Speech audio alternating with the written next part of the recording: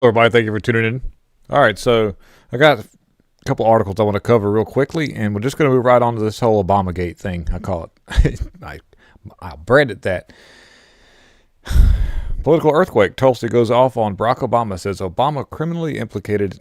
By the way, in this video that I'm going to show you, and it talks about also that apparently how they projected that Putin or Russia and Trump, there was some sort of correlation, and there was some sort of faction that manipulated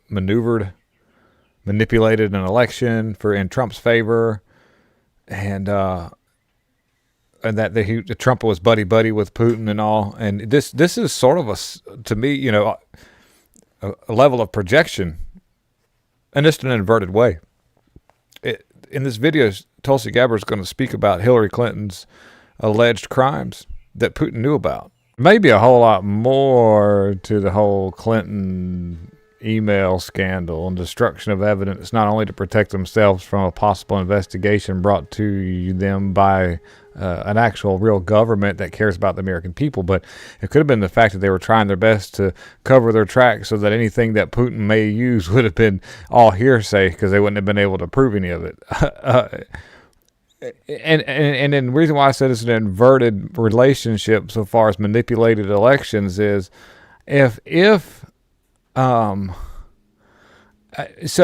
okay, what if Putin wanted Hillary Clinton to be president?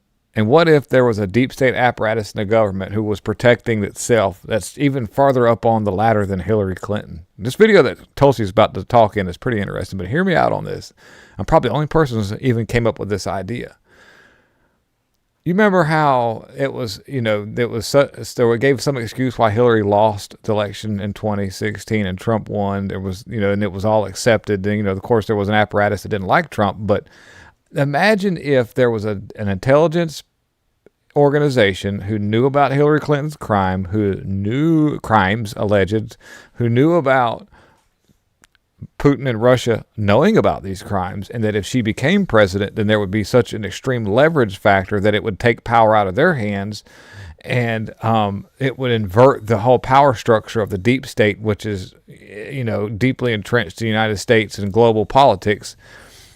That apparatus manipulated the election to get Trump in 20. I know. Please don't. This is a long stretch, but imagine that. Imagine they said, "Oh my gosh, if Hillary does win, which she looks like she will, then, dude, that's going to be a downfall because Hillary's going to be beholden to Russia, and we can't have that." So they said, well, let's just do what we can and get Trump in there.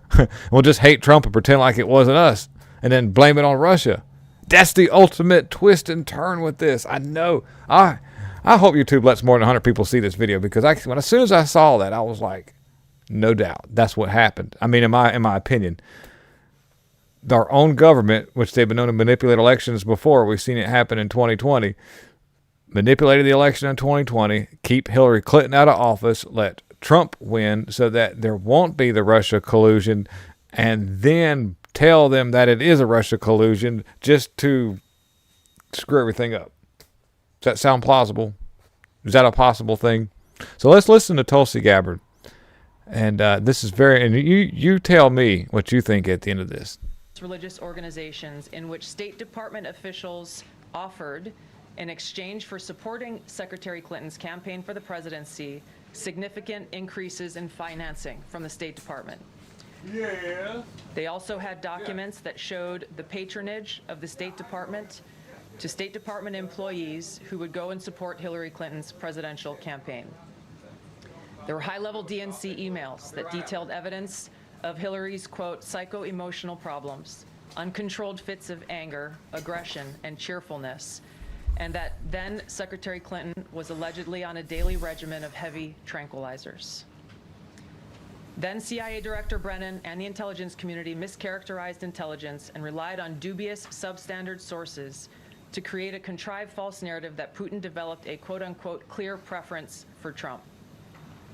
Brennan and the IC misled lawmakers by referencing the debunked Steele dossier to assess, quote unquote, Russia's plans and intentions, falsely suggesting that this dossier had intelligence value when he knew that it was discredited. The intelligence community excluded significant intelligence and ignored or selectively quoted reliable intelligence that contradicted the intelligence community assessment's key findings on Putin's alleged support for Trump. Including this intelligence reporting would have exposed the ICA's claim as implausible, if not ridiculous. The intelligence community assessment omitted reliably sourced information, such as how some Russian intelligence officials were, quote unquote, planning for candidate Hillary Clinton's victory, while others assessed neither Trump nor Clinton would respect Russia's interests. As was reflected in the ODNI documents that we released on Friday, multiple intelligence community assessments released in the months leading up to the November 2016 election concluded that Russia had neither the intent nor capability to impact the outcome of the U.S. election. But the United States did. So I got one other thing I want to. So got the White House press, which are asking some pretty hard questions about crimes that dealing with Barack Obama, and I'm sitting there thinking, at any given moment, you guys could really maybe probably do something about this. Check this out. I mean, all this hype about going after Obama, if they don't, so they're sending criminal referrals left and right. We had a lot of criminal referrals brought to the table when it came to what was going on with the money that was found to be being used by the Department of Government Efficiency. And nobody's been arrested. And here we are. Here, check this out. Any of this new information implicates former President Obama in criminal behavior? We have referred and will continue to refer all of these documents to the Department of Justice and the FBI to investigate the criminal implications of this. For even former The President evidence, Obama? correct. The evidence that we have found and that we have released directly point to President Obama leading the manufacturing of this intelligence assessment. There are multiple pieces of evidence and intelligence that confirm that fact. I report on this because this is what's being talked about. I report on this with a heavy heart to hope that possibly that there is something that's actually done. 3 years ago, I'd have been like, oh, somebody's going down. But in the climate and what I see right now and the inaction of the Department of Justice at this point has got me a little down. Now, I don't know, there's a good thing that there's enough information getting out there that people are waking up, and that means they're not believing their lies. But we're going to at some point be able to be engulfed to the point where there'll be nothing we can do about it, even though there's not much we can do about it now anyhow. But, they don't start arresting these people and really putting the law to work when it's time to. This is going to manifest into something even bigger than them. The machine that's doing all this, and it involves AI. I can assure you of that.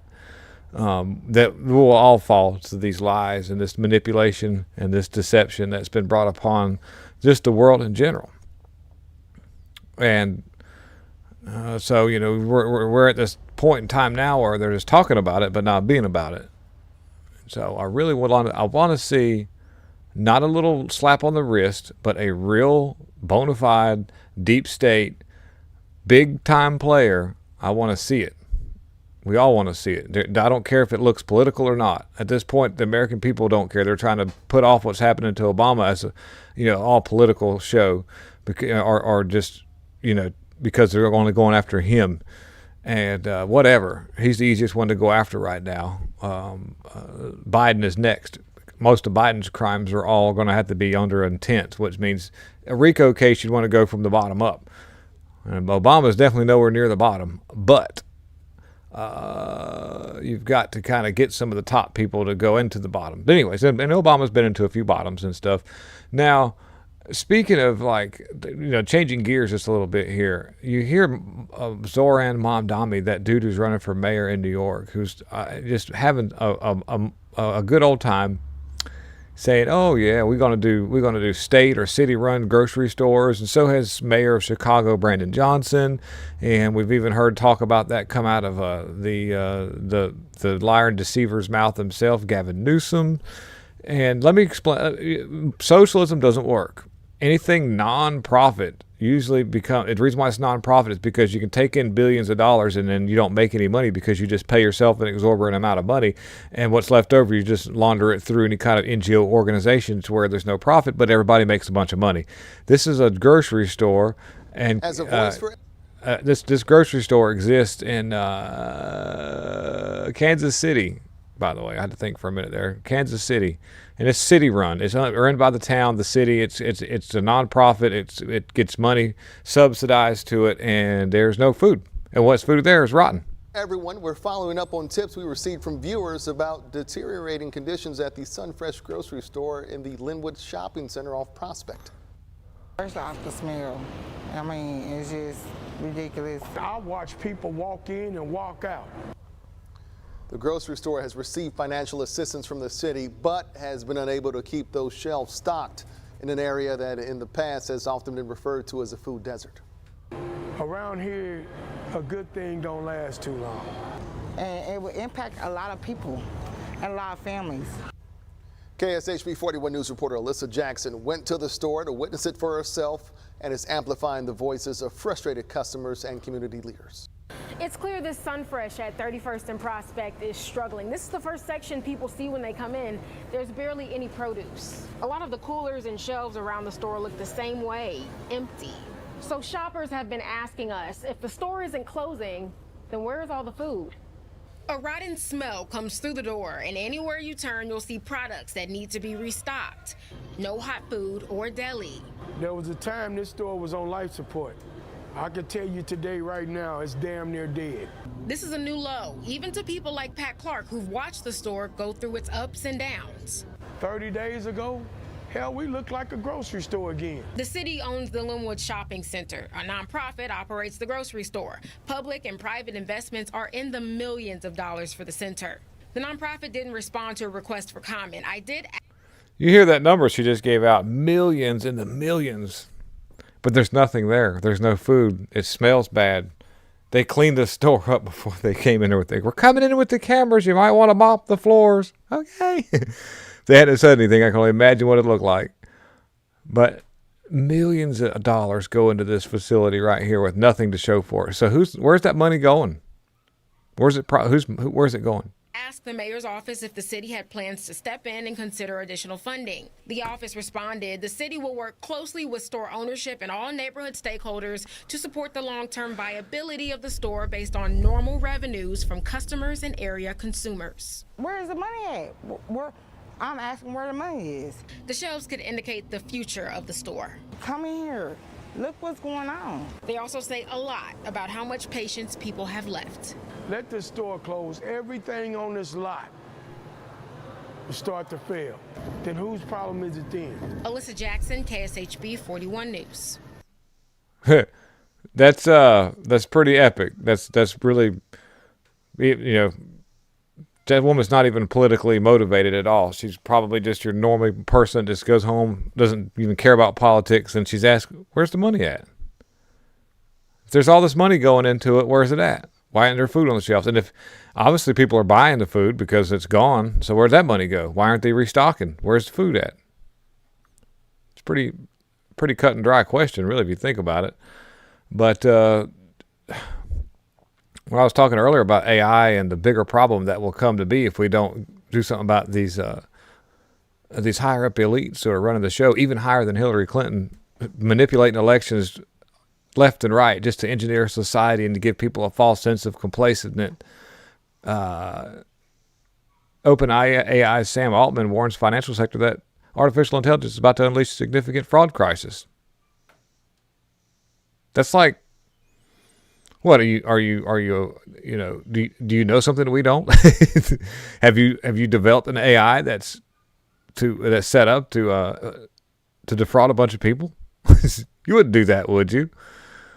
And then tell us about it, like, hey, letting you know, I'm about to take everybody's money electronically. They're just numbers anyways. It's always people's money. Money, money, money. Money.